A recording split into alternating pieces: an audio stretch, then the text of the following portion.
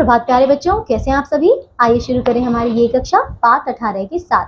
तो ये है बच्चों अपठित गद्यांश, ठीक है, अनसीन पैसेज। आइए करते हैं, बहुत ही आसान है और बहुत ही अच्छा पाठ है। देखो, अपठित गद्यांश यानी गद्य का ऐसा अंश जो पहले कभी पढ़ा ना गया हो, ठीक है बच्चों। यह बच्चों में रचनात्मक क्षमता एवं सामान्य जानकारी बढ़ाता है, ठीक है बच्चों। इससे उनकी भाषा में भी सुधार आता है। इतना ही नहीं, इससे बच्चों की लिखित और मौखिक अभिव्यक्ति का भी विकास होता है। तो समझ आए बच्चों, ये क्या है।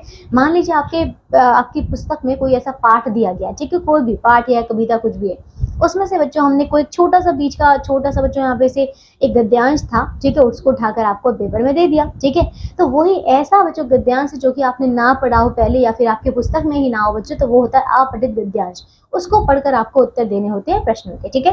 अच्छा देखिए, अपठित गद्यांश हल करते समय कुछ जानकारी, देखो कुछ जरूरी बातों का ध्यान में रखना चाहिए। कौन कौन सी बातें बच्चों, पहली देखिए, सबसे पहले दिए गए गद्यांश को ध्यान से पढ़कर अच्छी तरह समझना चाहिए, है ना। दूसरा, गद्यांश की मुख्य बातों को पेंसिल से रेखांकित करना चाहिए। तीसरा, अब रेखांकित बातों को दोबारा ध्यान से पढ़िए ताकि आपको और अच्छे से समझ में आ जाए। चौथा, दिए गए प्रश्नों को पढ़कर गद्यांश से उनके सही उत्तर ढूंढने चाहिए ना। जो भी आपको प्रश्न दिए गए बच्चों, उनके उत्तर ढूंढिए। फिर सही उत्तर मिलने पर उन्हें अपनी शब्दावली में सुंदर तथा सटीक रूप से लिखना चाहिए, ठीक है। और पांचवा है, और देखो आखिरी है इसका, गद्यांश का शीर्षक पूछे जाने पर उचित शीर्षक देना चाहिए जो भी आपका गद्यांश है उसी के आधार पर, ठीक है बच्चों। तो बस ये रहे हमारे कुछ महत्वपूर्ण बिंदु, इनको याद रखिए। अब आते हैं, पहले पढ़ा ना गया गद्यांश अपठित गद्यांश कहलाता है। तो ये तो समझ गए।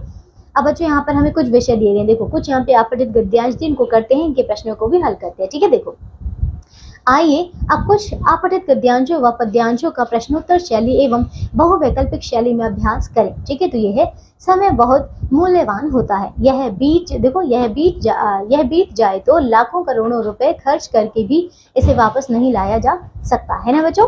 क्योंकि समय बहुत ज्यादा महत्वपूर्ण है, बहुमूल्य है। इस संसार में जिसने भी समय की कद्र की है उसने सुख के साथ जीवन गुजारा है, और जिसने समय की बर्बादी की है बच्चों, वह स्वयं ही बर्बाद हो गया है। तो समझ आया बच्चों, है ना। इसमें हमें समय की महत्व के बारे में बताया जा रहा है। समय का मूल्य उस खिलाड़ी से पूछे जो सेकंड के 100वें हिस्से से पदक से चूक गया हो, है ना। तो बच्चों, स्टेशन पर खड़ी रेलगाड़ी 1 मिनट के छोटे से अंतर से भी छूट जाती है। आजकल तो कई विद्यालयों में देरी से आने पर विद्यालय में प्रवेश भी नहीं करने दिया जाता, है ना बच्चों। आपने भी देखा होगा ऐसा कि आपको विद्यालय के बाहर खड़ा कर दिया जाता है या फिर कोई फाइन भरना होता है ना। विद्यार्थियों को तो समय का मूल्य और भी अच्छी तरह समझ लेना चाहिए, क्योंकि इस जीवन में समय की कद्र करके भी अपने जीवन के लक्ष्य को सफलतापूर्वक अर्जित कर सकते हैं, ठीक है। तो ये था बच्चों गद्यांश। आइए अब उपयुक्त गद्यांश के आधार पर पूछे गए प्रश्नों के सही उत्तर वाले विकल्प पर सही का निशान लगाइए। तो करते बच्चों, इसका क्या प्रश्न है।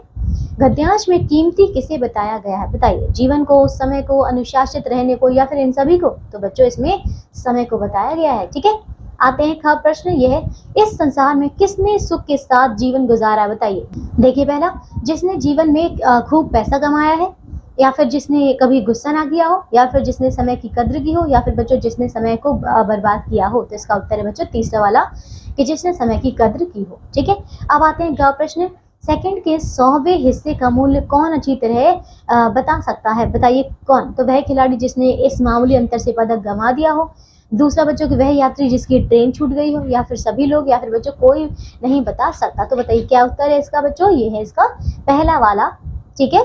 तो ये है वह खिलाड़ी जिसने इस मामूली अंतर से पदक गंवा दिया हो। ओके, तो बच्चों ये थे इसके सारे प्रश्नोत्तर। इसमें आपको साथ ही साथ उत्तर भी दिए गए हैं, ठीक है। तो आप इनको आसानी से पढ़ सकते हैं और कर सकते हैं। ओके, बस अब आगे क्या है बच्चों, अभिव्यक्ति बोध पर आधारित लघुत्रात्मक प्रश्न। आइए इसको हम एक बार पढ़ लेते हैं। देखिए, तो पहला इसमें प्रश्न है बच्चों, गद्यांश से किसे और क्यों मूल्यवान बताया गया है, बताइए। तो इसका उत्तर क्या है कि गद्यांश में समय को मूल्यवान बताया गया है। ऐसा इसलिए क्योंकि यदि यह बीत जाए तो इसे लाखों करोड़ों रुपए खर्च करके भी वापस नहीं लाया जा सकता, ठीक है बच्चों। दूसरा प्रश्न है कि समय की कद्र करने वालों का जीवन कैसा होता है, बताइए कैसा होता है। समय की कद्र करने वालों का जीवन आनंद से भरा होता है, वे सुखपूर्वक अपना जीवन गुजारते हैं, ठीक है। तीसरा क्या है, कैसा जीवन, देखो कैसा व्यक्ति स्वयं बर्बाद हो जाता है, बताइए। तो समय को बर्बाद अर्थात व्यर्थ में नष्ट करने वाला व्यक्ति स्वयं बर्बाद हो जाता है, ठीक है। चौथा है बच्चों इसमें समय के एक एक क्षण का मूल्य होता है। इस कथन के लिए गद्यांश में कौन सा उदाहरण दिया गया है?